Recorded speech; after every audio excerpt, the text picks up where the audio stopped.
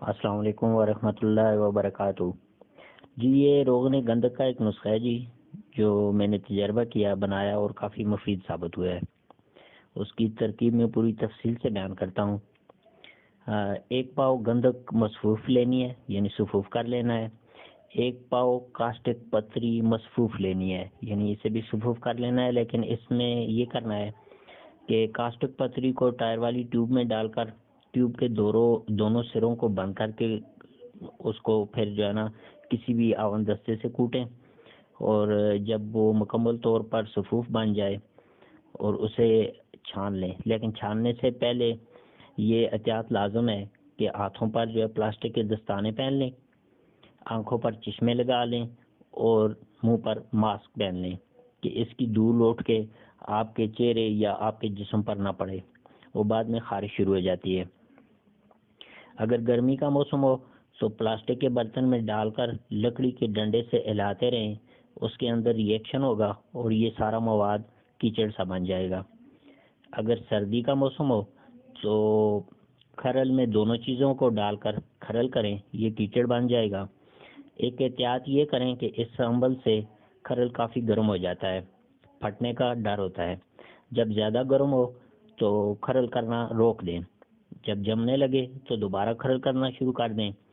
جب ایکشن مکمل ہو جائے اس برتن کو دھوپ میں ٹیڑھا کر کے رکھ دیں۔ آہستہ آہستہ ہوا کی نمی سے سرخ رنگ کا تیل نچلی سطح میں جمع ہونا شروع ہو جائے گا۔ جب سارا میزہ تیل ہو جائے تو اس کو بتی لگا کر مقطر کر لیں۔ اس عمل میں 10 سے 15 دن لگ سکتے ہیں۔ اس کا انحصار ٹمپریچر اور ہوا میں نمی کے تناسب پر ہے۔ اس مقطر تیل کو کانچ کی شیشی میں ڈال کر فریج کے نچلے خانے میں 24 گھنٹے کے لیے رکھ لیں۔ صبح بوتل نکالیں گے تو کاسٹک پتری قلمی شکل میں بوتل کی تہ میں جم گئی ہوگی۔ تیل اوپر آ جائے گا۔ تیل کو نتھار لیں اور کاسٹک کو پھینک دیں۔ بوتل کو صاف کر کے دوبارہ تیل اس بوتل میں ڈالیں اور فریج میں دوبارہ رکھ دیں۔ چند بار یہ عمل دہرانے سے کاسٹک مکمل طور پر تیل سے نکل جائے گا۔ اس کی نشانی یہ ہے کہ بوتل کی سطح میں قلمیں جمنا بند ہو جائیں گی۔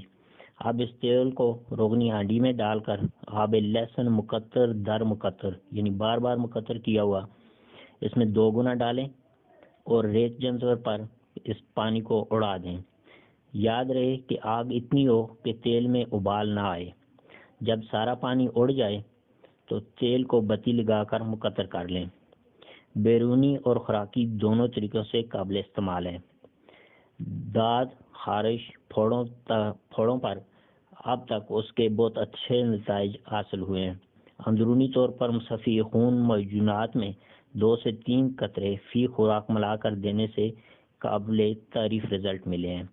بہت وسیع پیمانے پر ابھی استعمال نہیں کیا، پھر بھی جس کو استعمال کروایا نتائج بہت حوصلہ افزا ہیں۔ کافی مریضوں کو دے رکھا ہے، جو نتائج حاصل ہوں گے انشاءاللہ آگاہ رکھوں گا۔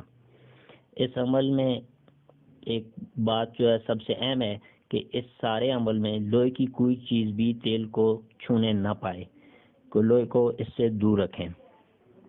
اور اس سے بھی اہم بات یہ ہے کہ بالکل نئے طالب علم اس نسخے سے دور رہیں۔ جو اساتذہ ہیں، سینئر اساتذہ جو قابل اعتماد ہیں، وہی اس نسخے کو استعمال کروائیں اور تیار کریں۔